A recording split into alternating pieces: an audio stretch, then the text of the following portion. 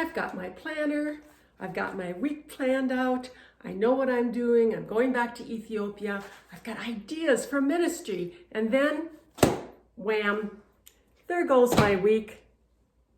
It's like my daughter said, she got a positive test for COVID and she had to cancel her week.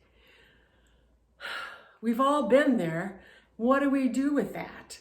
We can react like my 2-year-old grandson and cry and fuss, or we can just get angry and bitter and frustrated. This is Jackie for Prescription for Joy, and this video is for you if you are like me and you struggle when you don't get your own way. This very practical lesson today is we follow the advice of James 4, verses 13. Come now, you who say, today or tomorrow we will go into such and such a town and spend a year there and trade and make a profit.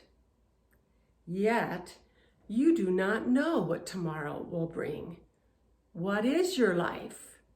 For you are a mist that appears for a little time and then vanishes. Instead, you ought to say, if the Lord wills, we will live and do this or that. As it is, you boast in your arrogance. God understands our desire to make plans.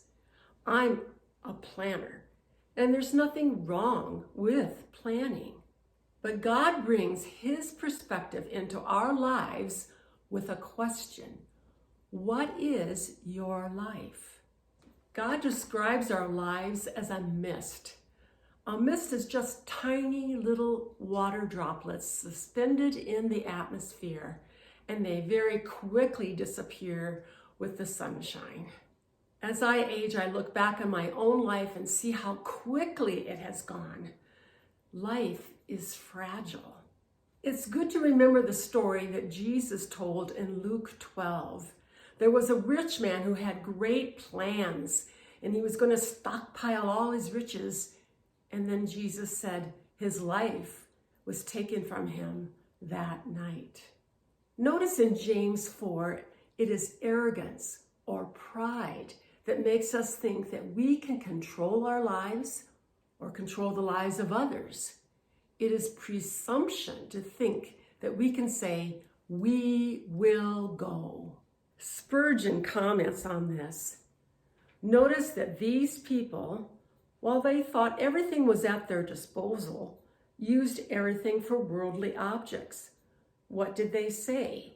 Did they determine with each other, we will today or tomorrow do such and such a thing for the glory of God and for the extension of His kingdom? Oh no, there was not a word about God in it from beginning to end. God has such wisdom for us for when we struggle because we don't get our own way. He's telling us, don't be independent of me. Recognize that He is sovereign and He has the best plans for us. So yes, let's do our planning, but let's also pray and yield and say, if it is the Lord's will.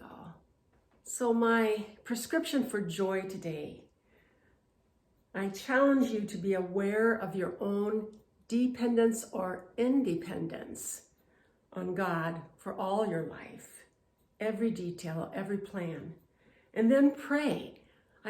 I need to pray, you need to pray, not to fear or doubt or rebel or be angry when things go differently than my plans. You can find further help for trusting God's plan for you in next week's video.